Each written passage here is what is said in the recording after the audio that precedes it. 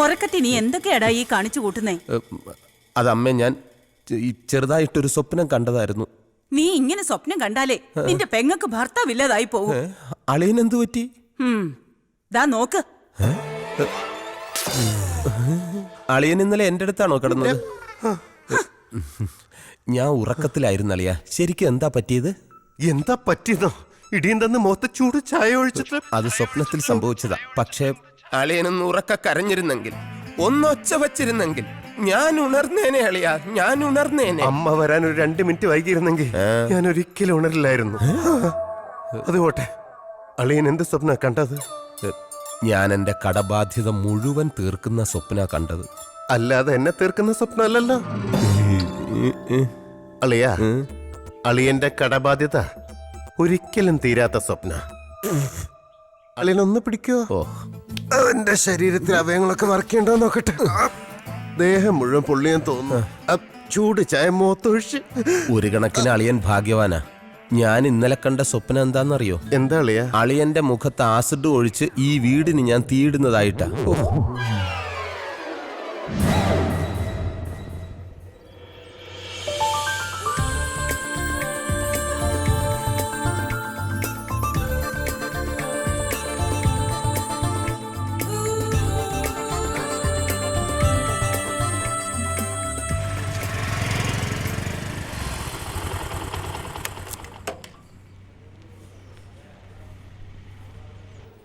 Hello, Malu എവിടെ?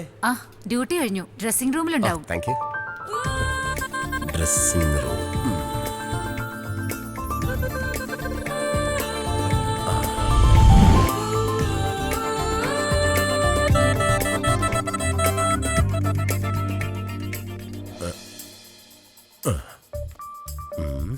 ദൈവമേ, ആരും വരല്ലേ. മാളു ചക്കരക്കുട്ടി. അയ്യോ സോറി, മാളു വന്ന് കരുതിയിട്ട. ഇങ്ങനെയുണ്ടോ സ്ത്രീകള്?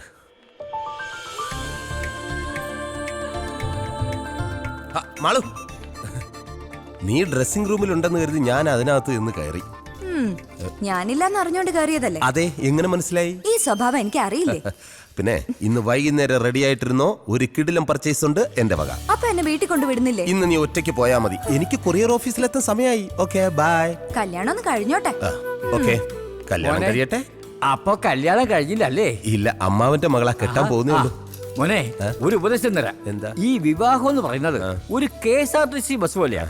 അതായത് പുറത്തു നിൽക്കുന്നവർക്ക് അകത്തോട്ട് ഉന്തി തള്ളി കയറിയാ മതിയെന്നാ.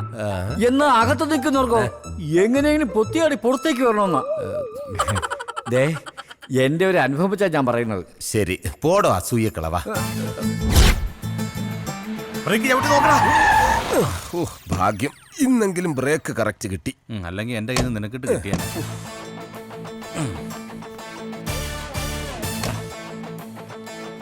Good morning. Good morning. വെറുതെ നിൽക്കണോ? അതെ, ഒരു ലോഡ് പാഴ്സൽ വണ്ടിയിലുണ്ട്, എല്ലാം എടുത്ത് ഇവിടെ വെച്ചേക്ക്. വാ, സൂക്ഷിച്ചെടുക്കണടാ. വെറുതെ അങ്ങോട്ടും ഇങ്ങോട്ടും നടക്കുക. Good morning. Good morning Jency. ഇതൊക്കെയാണ് വിശേഷങ്ങൾ. അതെ, പഞ്ചാര അടിച്ചുകൊണ്ട് നിൽക്കാതെ ഈ പാഴ്സൽ എല്ലാം പെട്ടെന്ന് സോർട്ട് ചെയ്യാൻ നോക്കാം. ശരി സാർ. ശരി. ജെൻസിക്ക് വല്ല കാര്യമുണ്ടോ അവനൊക്കെ ഒരു സാറേ സാറെന്നൊക്കെ വിളിക്കാൻ? പിന്നെ ഹണിമൂണൊക്കെ കഴിഞ്ഞിട്ട് എങ്ങനെയുണ്ട്? വല്ല സംശയം ഉണ്ടായ നമ്മളോടൊക്കെ ചോദിക്കണേ. അതെ ചേട്ടാ, ഒരു കാര്യം ചോദിച്ചാ ആരോടെങ്കിലും പറയൂ? ആരോടും പറയില്ല, ചോദിച്ചോ. 2 വർഷം കഴിഞ്ഞ് കുട്ടികൾ മതിയെന്ന ഞങ്ങളുടെ തീരുമാനം. അതിനെന്താ ചെയ്യണ്ടേ? ഒന്നും ചെയ്യാണ്ടിരിക്കുക, അതേ ഉള്ളൊരു വഴി. എന്നാലും പറയേ. ഒന്നും പറഞ്ഞിട്ട് കാര്യമില്ല. എന്താ ഇത്ര അത്യാവശ്യം? പറ്റിക്കഴിഞ്ഞ നിന്റെ ചേട്ടനാ. എന്താ ഏട്ടാ? അയ്യോ, എപ്പോഴായിരുന്നു? ബോധം വീണോ? എന്താടാ? കരയല്ലേ ചേട്ടാ ഇങ്ങനെ. ചേട്ടാ സമാധാനിക്ക്. ഇതൊക്കെ എല്ലാവരും ജീവിതത്തിൽ ഉണ്ടാവുന്നല്ലേ ചേട്ടാ. ഞാൻ വരാം, പിന്നെ വരാം. ചേട്ടൻ വെച്ച് കരയല്ലേ? എന്താ പ്രശ്നം? ചേട്ടന്റെ ഭാര്യ പ്രസവിച്ച് പെൺകുഞ്ഞാന്ന്. ഒരു പെൺകുഞ്ഞ് ജനിച്ചതിനാണോ നിനക്ക് നിന്റെ ചേട്ടനും ഇത്രയും ടെൻഷൻ? എടാ, പെൺകുഞ്ഞെന്ന് പറഞ്ഞാൽ വീടിന്റെ വിളക്കാണ്, അതറിയോ? ഇപ്പൊ തന്നെ 6 വിളക്കുണ്ട് വീട്ടില്. ഇതിനെല്ലാം കൂടെ എണ്ണ ഒഴിക്കാനുള്ള കാശ് നീ തരുവാടാ? കഴിഞ്ഞ മാസം ശമ്പളം ഇങ്ങനെ. നീ സമാധാനപ്പെടും. പാചകം കഴിക്കാൻ വേണ്ടി എല്ലാത്തിനും നല്ല മിടുക്കാണ്. കൊച്ചേ, കവർ വല്ലതും ഉണ്ടെങ്കിൽ അന്നേ. വിളക്കാണ് പോലും. ഇതാർക്കിത്? ബാബാ കല്യാണി. ബാബാ കല്യാണി, ബാബാ കല്യാണി. സ്വാമി ശരണം. അതെ, ഒരാൾക്ക് ശ്രദ്ധയില്ല. ഇത് ജെന്റിൽമാനാ, ഇവൻ കൊണ്ട് കൊടുത്തോളൂ. ദാ ദാ, പ്രിൻസേ ഇത് കൊണ്ടുപോയി പുറത്ത് കളഞ്ഞേ. ഇതാരടി തെങ്ങന്തയൊക്കെ കൊറിയറിൽ അയച്ചത്? തേങ്ങയായിട്ട് അയച്ചതാന്നേ. മേൽവിലാസം കറക്റ്റ് അല്ലാത്തത് കൊണ്ട് ഇതിനകത്ത് കിടന്ന് മുളച്ചതാ. ഇനിയുണ്ട് ഒരു 10-16 എണ്ണം. ഇതെല്ലാം എടുത്ത് മാറ്റിയില്ലെങ്കിലേ കൊറിയർ ഓഫീസ് തെങ്ങും തോപ്പായിട്ട് മാറും. എടാ, ഇനിയെങ്കിലും നീ കറക്റ്റ് ആയിട്ട് അഡ്രസ് നോക്കി കസ്റ്റമർക്ക് സാധനം കൊടുക്കാൻ നോക്കേ. പോവല്ലേ ഞാൻ എപ്പം നോക്കിയാലും പോവല്ലേ. പെമ്പിള്ളാറെ വല്ലതും ഉണ്ടെങ്കിൽ ഒരെണ്ണം എടുത്ത് തന്നെ. എനിക്ക് മനസ്സിലായി. Ramani K P Charms beauty parlour. Ramani K P Charms beauty പാർലർ. ചാംസ് ബ്യൂട്ടി പാർലറിലെ Ramani K P. Come follow me, follow me.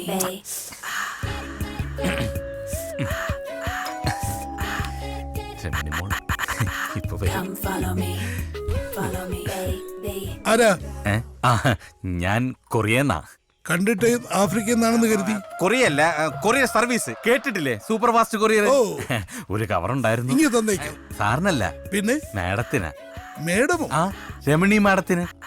Ramani മേഡമല്ല, മാനാ ഈ ഞാൻ. അയ്യേ, അതെങ്ങനാ ശരിയാവുന്നത്? രമണി എന്ന് പറയുന്നത് സ്ത്രീയല്ലേ? എടോ, എന്റെ മുഴുവൻ പേര് രമണീദാസൻ നായർ.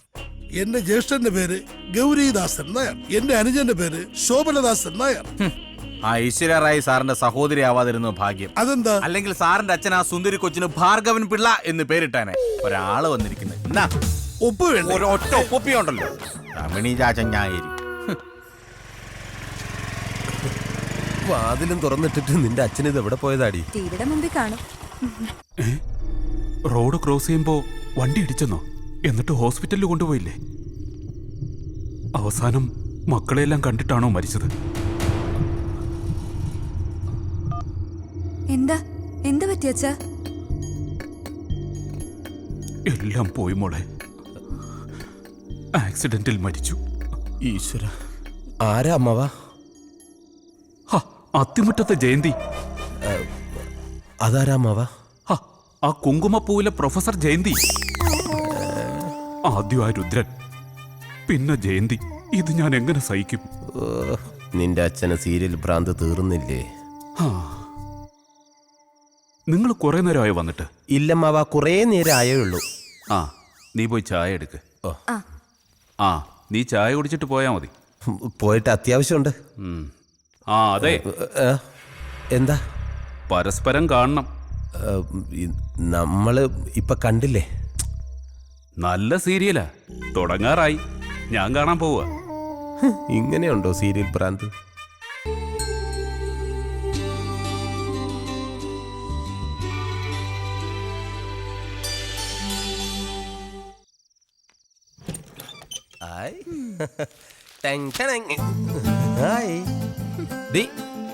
നിങ്ങൾക്ക് എല്ലാവർക്കും ഉള്ള ഡ്രസ് ഇത് പിടിച്ചേ.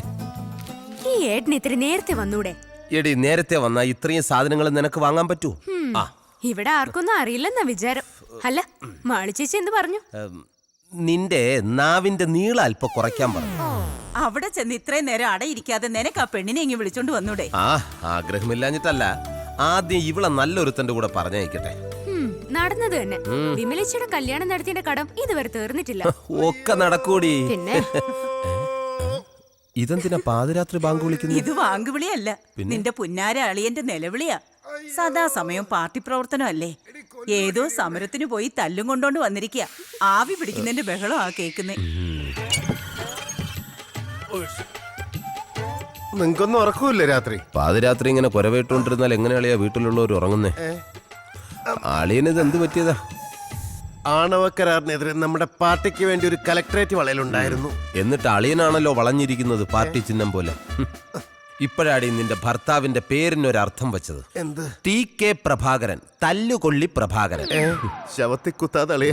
അല്ല, ഇനി അടുത്ത സമയത്തെങ്ങാനും സെക്രട്ടേറിയറ്റ് വളയാൻ പോകുന്നുണ്ടോ? ഉണ്ട്. ഡേറ്റ് ഫിക്സ് ചെയ്തിട്ടില്ല. ഫിക്സ് ചെയ്തിട്ട് നേരത്തെ അറിയിക്കണം. എന്തിനാ? ഒരു വളഞ്ഞ ശവപ്പെട്ടി മേടിച്ചു വെക്കാനാ. അളിയ, എന്റെ പൊന്നളിയ, അളിയൻ ഇങ്ങനെ വളഞ്ഞ് എന്റെ പെങ്ങളെ വിധവയാക്കരുത്. പാർട്ടി പ്രവർത്തനം വെറുതെ തല്ലുള്ള. എടേ, നമുക്ക് പോയി കിടന്ന് ഉറങ്ങാൻ നോക്കും മനുഷ്യ. നാട്ടുകാരുടെ തല്ലും കൊണ്ട് വന്നിരിക്കുന്നു. ഇനി ഉറക്കം മാത്രം നടക്കൂ. നാളെ തല്ലുകൊള്ളാൻ നോക്കണം. എന്ത് പറ്റിയളിയാ? ഒന്നുമില്ല അളിയ